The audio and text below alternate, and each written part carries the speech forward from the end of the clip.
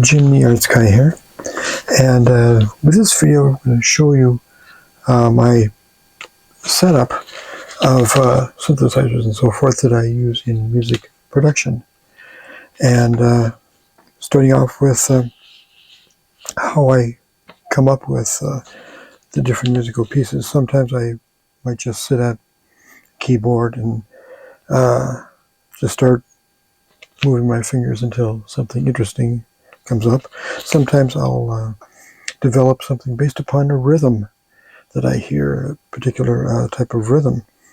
When I come up with ideas, I will oftentimes jot them down on some manuscript paper, just little ideas here and there, and then may come back to them and take them in bits and pieces and put them together eventually into varying arrangements of musical pieces. When I get something that I want and arrange it, then I want. One of the things I might do is I might turn it into a piano type of layout with a treble and bass clef. That's one of the simplest forms.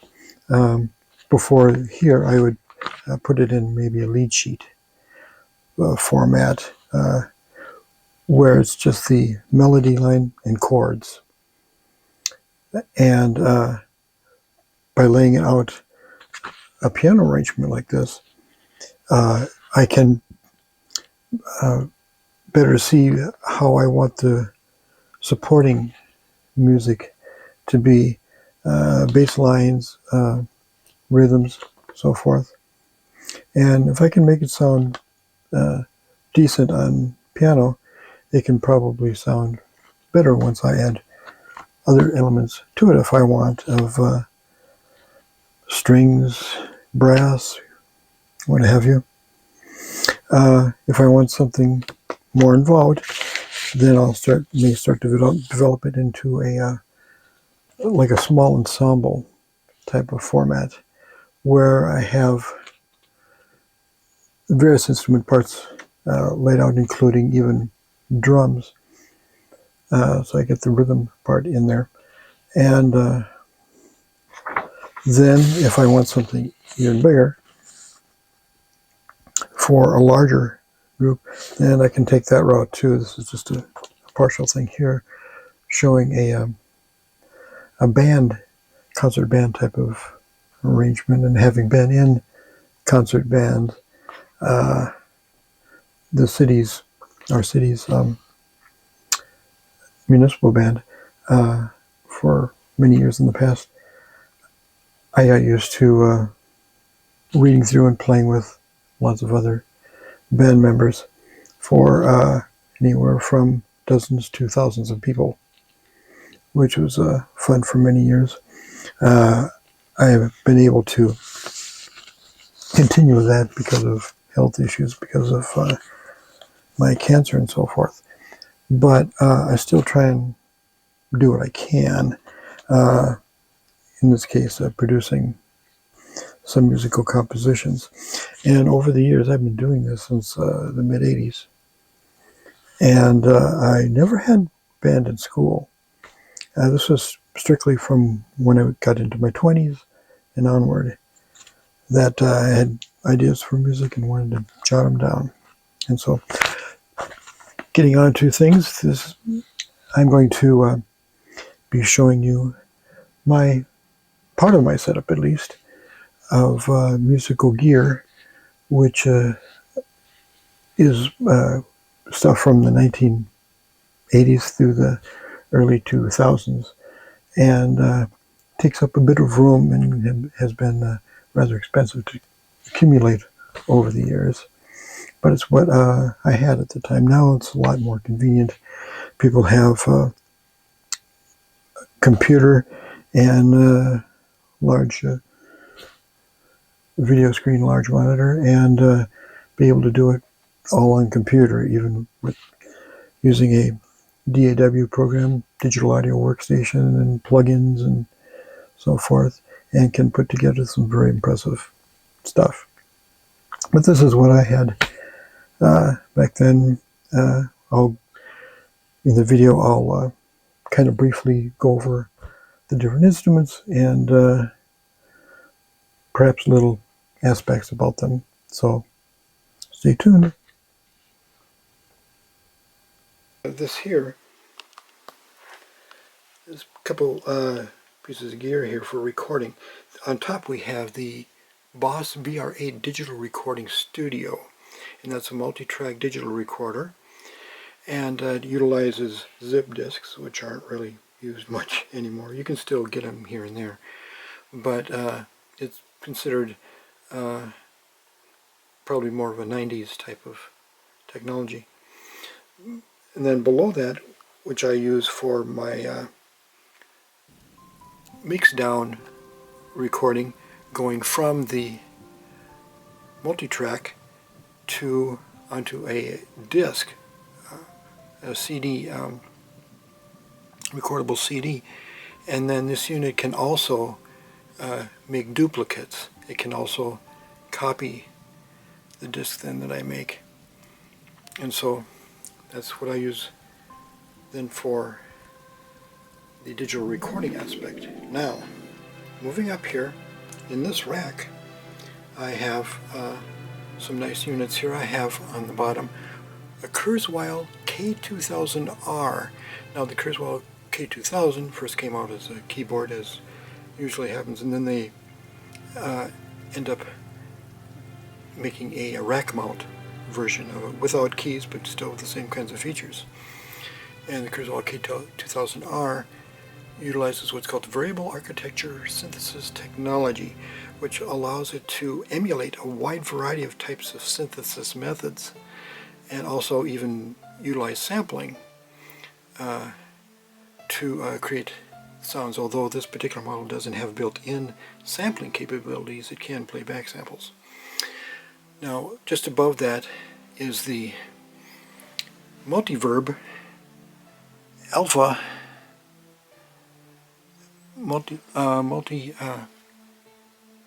effector, which includes a little bit of sampling capability in it at the moment, and that's used as an outboard type of multi-effects unit for adding reverb and delay and that sort of stuff. On top here then we have the Proteus 1 from Emu Systems, which is a nice little half rack sized, or sorry, single rack sized type of digital sound module, and very easy to use, and it produces some very nice sounds. Now a lot of the gear, because of when these came out and so forth, are somewhat dated. The sounds and so forth and technology will be from time periods ranging from the mid-80s to about the early 2000s. And so they can produce some decent sounds, but the sounds themselves might end up, and the music end up sounding somewhat dated. Above that, on my little shelf here, I have part of my collection of science fiction based type of little model kits. I used to do a lot of model building when I was a kid, and since I was into science fiction, some of them were obviously science fiction based models. There's some that are even old and hard to find, which may look kind of beat up, others that are in a little better shape. And I have other ones that I'll show you. Going down here on my A-frame rack here for some of my music gear, I have not one but two small mixers rather than one large one. And I have some sounds going into one mixer, and then I have an output from this then going into the other mixer. And one mixer handles the maybe single line outputs from instruments where it only has a single sound, and then the other mixer may handle ones that have more than one output, anywhere from like 2 to 4, or however many there are. And then I have different kinds of cabling set up, not only for sounds to go from one to the other, but also sounds to go output going into various multi-effects units, and then coming back into the mix, which then ends up going to the recorder. And then over here we have the Yamaha FB01 sound module. Now this was a sound module that was kind of a little more portable offspring to the popular Yamaha DX7, which came out in the early 1980s. And it sounds somewhat the same, because it uses the same kind of frequency modulation, FM sound generating method, except they're not quite as full as the DX7, but they still have a nice, decent sound to them. Going down here, we have an effects unit, a nice portable effects unit that's like a third of the rack space type of size. It is the NanoVerb, a multi-effects digital processor, which allows you to dial in the type of effect you want. And I've got some instrumentation going into that, and then the output going back into mixer. Now below that, kind of hiding here a little bit, is the Roland MT32 sound module. That was another little compact sound module, which actually was quite nice. It was made kind of a desktop type of format there, but it produced what was called LA synthesis type of sound. Each sound module and synthesizer and stuff seemed to have its own personality, its own sound generating methods, and kind of their own feeling. Here on this middle part of the rack, I have an Ensoniq EPS performance sampler. They had after this one, they had the EPS 16 Plus, which added built-in effects, and also 16-track sequencer instead of an 8-track like is in here. Now the Ensoniq company, previous to the EPS here, they had the popular and mind-blowing price-wise Ensoniq Mirage, and then after the EPS sampler here, they came out with more and more types of samplers and even synthesizers. The company as itself has kind of broken up a bit, and I'm not sure exactly who owns it now, the rights to it and stuff. But down here we have a favorite keyboard of mine. This is the Korg 01WFD. It is a music workstation, meaning that it has some built-in stuff, which includes not only the sound generating system, but also built-in effects and 16-track sequencer, a built-in hard drive on this, not hard drive, sorry, floppy drive on this model here, which utilizes the 3.5-inch floppy disks. And I've been able to produce some nice sounds for some of my recordings. This instrument, playing it live and also utilizing sequencer. Now moving on, we have over here right under Wally. The another rack, which includes on top the very fun sampler, the ArtsGuy SX12 sampler, which is a 6 polyphony voice sampler, which is a lot of fun. You write after recording a sound, you can have it run it forward, backward, put different kinds of loop points in it. You can overdub, you can do all kinds of neat stuff. And below that is a disk drive that was made to use for the ArtsGuy MD280, which utilized 2.8-inch quick disks for data storage, something that is no longer used.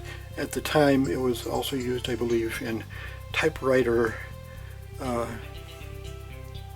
electronic typewriters, word processor types of things. And the quick disks stored, in this case, a sound on each side of the disk. It would just take the whole amount of whatever was in memory, just dump it on one whole side of a disk, no going through any fancy menus or anything.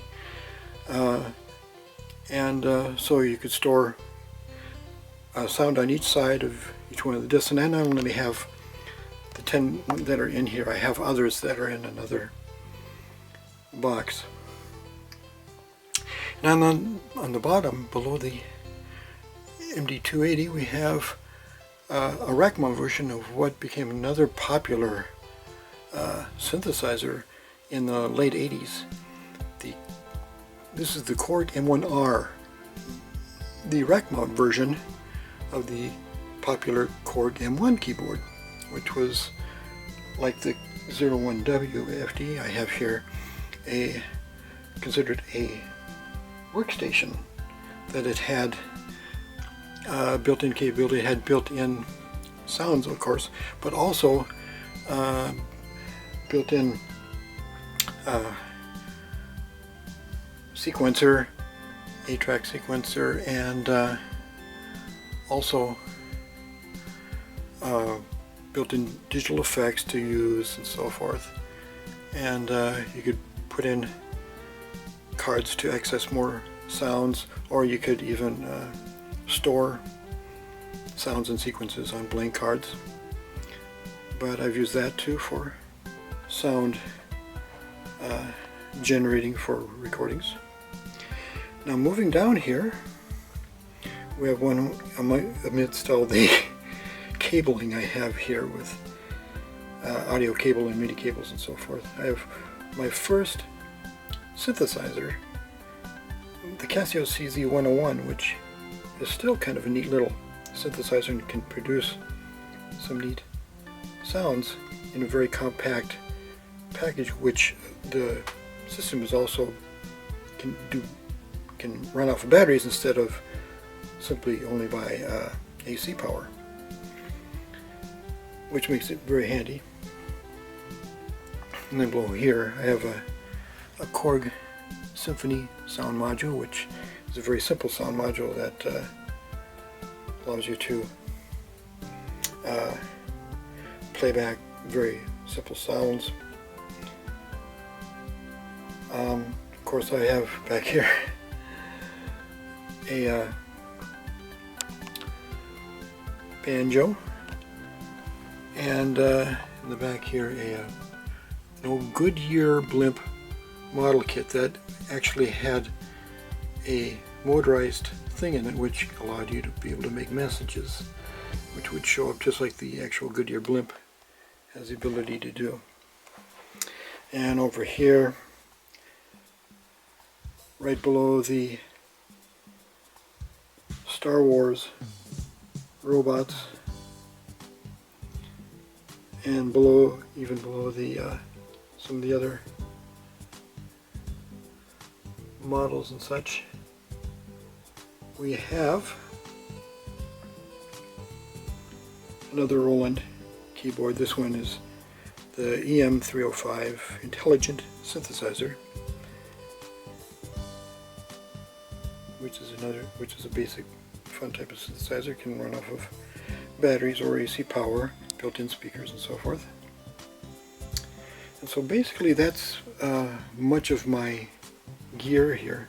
I should show you the stuff I have on the shelf up here, which includes the models of the Seaview submarine from Voyage to the Bottom of the Sea, the original Viper from the original Battlestar Galactica, the Starfighter from Buck Rogers in the 24th Century TV show, and also in the back there part of the Orion space shuttle from 2001: A Space Odyssey. So there you have it, a collection of some of my gear for that I use to produce some of the music for my that you hear in the videos and so forth. Now I will be producing other music which also incorporates some of the newer technology of the utilizing a DAW, digital audio workstation on computer. The more modern methods like that save a lot of space from having a whole room full of gear like this, and put it all into a more compact computer-sized package, along with a large enough video screen to see what all is happening, and also to take up much less space, be cheaper to get into, and still produce some decent modern recordings. So that's it for now. In other videos I may show you some other neat stuff, and give you tips and tricks and so forth for utilizing equipment and performing and creating music and so forth like that. But for now, this is some of the gear that I've worked with that's in my studio. So until next time.